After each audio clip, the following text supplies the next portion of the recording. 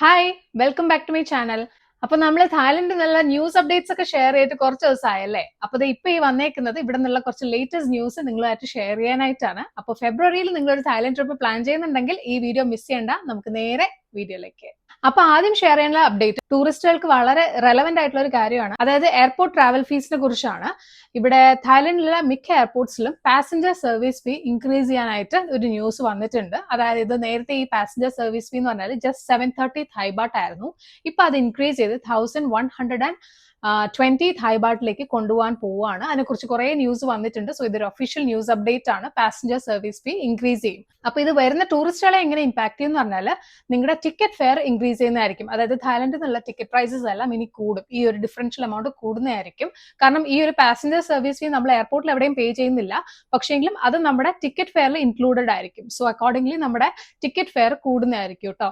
അപ്പൊ ഇതിനെക്കുറിച്ച് ഒരുപാട് ഒഫീഷ്യൽ നോട്ടിഫിക്കേഷൻസ് വന്നിട്ടുണ്ട്. സോ ഈ ഒരു ഇൻക്രിമെന്റൽ ഫെയർ നിങ്ങൾക്ക് ഇനി തായ്ലൻഡിൽ നിന്നുള്ള ഫ്ലൈറ്റ്സിൽ എക്സ്പെക്ട് ചെയ്യാം. ഓക്കെ, അടുത്ത പറയാനുള്ള അപ്ഡേറ്റ് അഗൈൻ ഈ ഫെബ്രുവരിയിൽ തായ്ലൻഡിൽ വരുന്ന ടൂറിസ്റ്റുകൾക്കായിട്ടുള്ള ഒരു ഇമ്പോർട്ടന്റ് കാര്യമാണ്. അതായത് ഇവിടെ ഫെബ്രുവരി 8 തായ്ലൻഡിൽ ഇലക്ഷൻ ഡേ ആണ് കേട്ടോ. അതായത് ഓൾ അക്രോസ് തായ്ലൻഡ് എല്ലാ സ്ഥലങ്ങളിലും ഇലക്ഷൻ ആയിരിക്കും.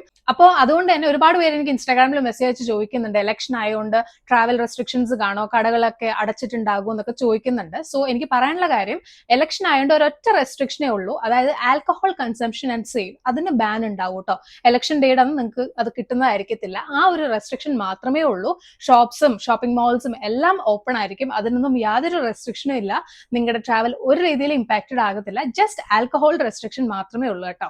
ആൻഡ് ഫെബ്രുവരി 8 തന്നെയാണ് തായ്ലൻഡിലുള്ള എല്ലാ സ്ഥലങ്ങളിലും ഇലക്ഷൻ നടക്കുന്നത്. അതിപ്പോ ബാങ്കോക്ക് ആണെങ്കിലും പട്ടായ ആണെങ്കിലും ഫുക്കറ്റ് ആണെങ്കിലും ചങ്മായി ആണെങ്കിലും എല്ലായിടത്തും സെയിം ഡേറ്റ് തന്നെയാണ് കേട്ടോ. ആൻഡ് എല്ലായിടത്തും ഈ ഒരൊറ്റ റെസ്ട്രിക്ഷൻ മാത്രം നിങ്ങൾ എക്സ്പെക്ട് ചെയ്താൽ മതി. ഓക്കെ, അടുത്ത അപ്ഡേറ്റ് പറയാനുള്ളത് ചൈനീസ് ന്യൂ ഇയറിനെ കുറിച്ചാണ്. ഞാൻ കഴിഞ്ഞ ന്യൂസ് അപ്ഡേറ്റ്സിൽ നിങ്ങളോട് ഇതിനെ കുറിച്ച് പറഞ്ഞിരുന്നു. അതായത് ചൈനീസ് ന്യൂ ഇയർ വരുന്നത് ഫെബ്രുവരി 13 ആൻഡ് നിങ്ങൾക്ക് എല്ലാവർക്കും അറിയാവുന്ന പോലെ ബാങ്കോക്കിൽ ചൈനീസ് ന്യൂ ഇയറിന് പല സ്ഥലങ്ങളിലും നല്ല സെലിബ്രേഷൻസ് ഒക്കെ ഉണ്ടാവും കേട്ടോ. ആൻഡ് ഈ ഒരു സമയത്ത് ഒരുപാട് ചൈനീസ് ടൂറിസ്റ്റുകളും ബാങ്കോക്കിലൊക്കെ വിസിറ്റ് ചെയ്യാറുണ്ട്. സോ ഇവിടെ ഒരുപാട് സെലിബ്രേഷൻസ് പൊതുവെ കാണാറുണ്ട്. അപ്പോൾ നിങ്ങൾ ആ ഒരു സമയത്ത് ഫെബ്രുവരി 13 നിങ്ങൾ ബാങ്കോക്കിൽ ഉണ്ടെന്നുണ്ടെങ്കിൽ you can enjoy the Chinese new year celebrations. And Chinese new year celebration enjoy ചെയ്യാനുള്ള ബെസ്റ്റ് ലൊക്കേഷൻ എന്ന് പറഞ്ഞാൽ ബാങ്കോക്കിലെ ചൈന ടൗൺ ആണ്.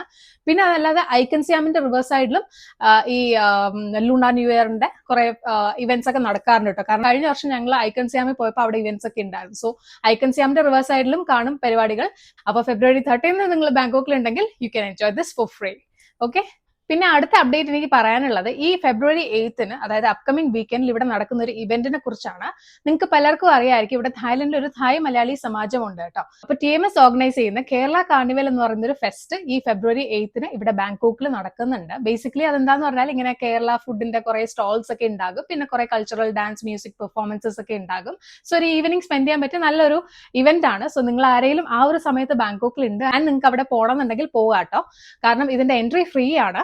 ആൻഡ് ഈ ഒരു ഇവന്റിന്റെ ടൈം വരുന്നത് ഉച്ചയ്ക്ക് 3 മണി മുതൽ രാത്രി 10 മണി വരെയാണ് കേട്ടോ. അപ്പൊ ഇനി ഫെബ്രുവരി 8 നിങ്ങൾ ആരെങ്കിലും ബാങ്കോക്കിൽ ഉണ്ട് ആൻഡ് നിങ്ങൾക്ക് ഒരു എക്സ്പീരിയൻസ് വേണമെന്നുണ്ടെങ്കിൽ ഫ്രീ ആയിട്ട് വിത്ത് ഫ്രണ്ട്സ് ആൻഡ് ഫാമിലി പോയി എൻജോയ് ചെയ്യാൻ പറ്റിയ നല്ലൊരു ഇവന്റ് ആണ്. ആൻഡ് ഒരുപാട് മലയാളീസിനെയൊക്കെ മീറ്റ് ചെയ്യാനും പറ്റും കേട്ടോ. ആൻഡ് ഞങ്ങളും പോകുന്നുണ്ട്. So will meet you there. പിന്നെ ഈ ഒരു കേരള കാർണിവൽ ഫെസ്റ്റിന്റെ ലൊക്കേഷൻ വരുന്നത് ഹോട്ടൽ മോണ്ടെയിൻ റിവർ സൈഡിലാണ് കേട്ടോ. ബാങ്കോക്കിലുള്ള ഹോട്ടൽ മോണ്ടെയിന്റെ റിവർ സൈഡ് ഔട്ട്ഡോർ ഏരിയയിലാണ് ഈ ഒരു ഫെസ്റ്റ് നടക്കുന്നത്.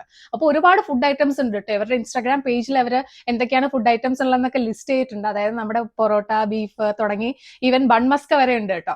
അപ്പൊ ഒരുപാട് ഐറ്റംസ് ഒക്കെ ഉണ്ട്. നിങ്ങൾക്ക് ആർക്കെങ്കിലും താല്പര്യം ഉണ്ടെങ്കിൽ പൊക്കോളൂ. പിന്നെ ഒരു അപ്ഡേറ്റ് പറയാനുള്ളത്, ഞാൻ എന്റെ പല വീഡിയോസിൽ ഇപ്പൊ പറഞ്ഞിരുന്നു, ബാങ്കോക്കിലെ ഏഷ്യാറ്റിക് ദ റിവർ ഫ്രണ്ടിൽ ഇപ്പൊ പുതിയൊരു റൈഡ് സ്റ്റാർട്ട് ചെയ്തിട്ടുണ്ട്, സ്കൈ ഫ്ലയർ എന്ന് പറഞ്ഞിട്ട്. അപ്പോ അതിന് പോകുന്ന ആൾക്കാർക്ക് ഒരു ടിപ്പ് കൂടെ പറയാനുണ്ട്. അതിന്റെ ടിക്കറ്റ് അഡ്വാൻസ് ആയിട്ട് ബുക്ക് ചെയ്തിട്ട് പോകണം കേട്ടോ. കാരണം ഇല്ലാന്നുണ്ടെങ്കിൽ നിങ്ങൾ അവിടെ ചെല്ലുമ്പോൾ നിങ്ങൾക്ക് ടിക്കറ്റ് കിട്ടുന്നതായിരിക്കത്തില്ല. ഞങ്ങൾക്ക് അങ്ങനെ ഒരു അബദ്ധം പറ്റി. ആക്ച്വലി ഞങ്ങൾ ലാസ്റ്റ് വീക്കെൻഡ് അവിടെ പോയിരുന്നു. പക്ഷെങ്കിൽ അവിടെ ചെന്നപ്പോൾ ഞങ്ങൾ അവിടെ 7 എത്തി. പക്ഷെങ്കിലും നെക്സ്റ്റ് സ്ലോട്ട് അവൈലബിൾ 8:30 ഉണ്ടായിരുന്നുള്ളൂ കേട്ടോ. സോ അത്രയും ഡിലേ വരുന്നുണ്ട്.